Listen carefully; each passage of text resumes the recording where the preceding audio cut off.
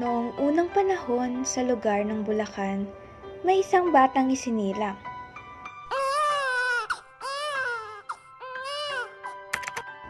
Tama kayo, ipinanganak na nga ako sa taon na 2004 sa lungsod ng Bulacan noong Pebrero 14. Ang pangalan ng aking mga magulang ay sina Maricel R. Pascual at Larry P. Pascual.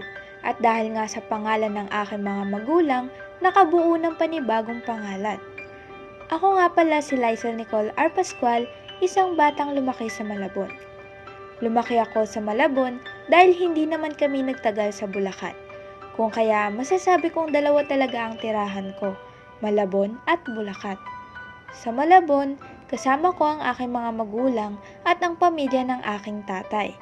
Sa Malabon, isang compound kami na kung saan ang lugar namin ay lahat magkakakilala. Samantalang sa Bulacan, nandoon naman ang pamilya ng aking ina. Dahil nga sa hirap ng buhay noon, hindi ako agad nasundan sa kasalukuyang panahon. Wala talaga akong naging kapatid, kaya tinatawag ako na unika iha sa pamilya. At sa karagdagan, ang nanay ko ay nagtatrabaho abroad, kaya ang kasama ko lamang sa bahay ay ang aking ama. Ang buhay ng pagiging bata ay masaya. Walang iniisip na kung anuman at kinagigiliwan ng pamilya.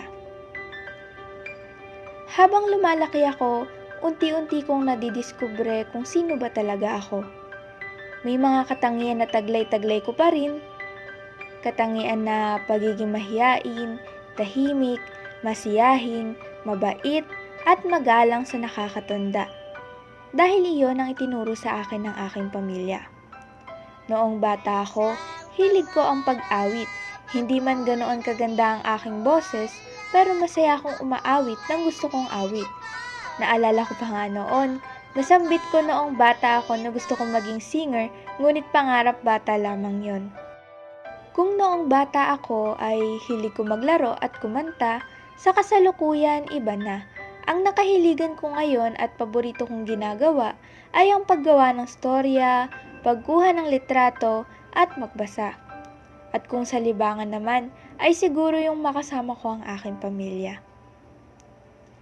Habang lumilipas ang panahon, patuloy akong nakakatuklas ng bagong bagay at namumulat sa buhay. Pagdating mo sa tamang edad na may sariling pag-iisip ka na, may isip mong marami kang responsibilidad. Ang buhay ay hindi lang puro dali, pero may hirap.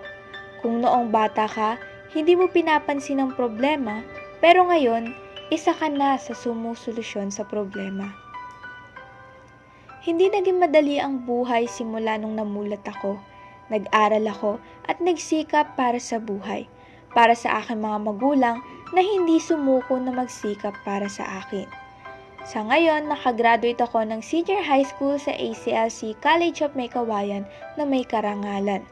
At ngayon sa kasalukuyan ay nag-aaral sa La Verdad Christian College Caloocan na patuloy na nagsusumikap. Kasalukuyan ako ay nasa 2nd taon na ng aking pag-aaral sa kursong Bachelor of Arts in Communication. At salamat sa Diyos na nakatungtong ako sa kolehiyo. Pero hindi lang sa pag-aaral umiikot ang buhay ko. Pinagpapasalamat ko sa Diyos na nakakapaglingkod din ako at nakakaganap ng tungkulin bilang isang G.C.O.S o kabataan sa iglesia. Ngayon na may sarili na akong pag-iisip, masasabi kong sa bawat pagdagdag ng aking edad, marami akong natututunan at ang pananaw ko ay patuloy na nag-iiba at nadadagdagan. Ang pananaw ko sa buhay, may mahirap na pagdadaanan, ngunit naniniwala ko na sa sipag at tiyaga, mapagtatagumpayan ang hirap na nararanasan. Ang buhay ay hindi nananatili sa hirap. May kasiyahan pa rin nahaharap. Isa sa gusto kong pangarap na nasa isip ko ngayon ay ang maging professional photographer or director sa hinaharap. At pwede pang maiba o madagdagan ito. Kung loloobin ng Diyos, nakikita ko ang sarili ko sa hinaharap na tapos ng pag-aaral at nakamit na ang pangarap. Gayunpaman, para makamit ko ang pangarap ko, gusto kong makapagtapos ng pag-aaral at matuto pa. Simple lang ang pangarap ko, yun ang magkaroon ng magandang kinabukasan at mapayapang pamumuhay.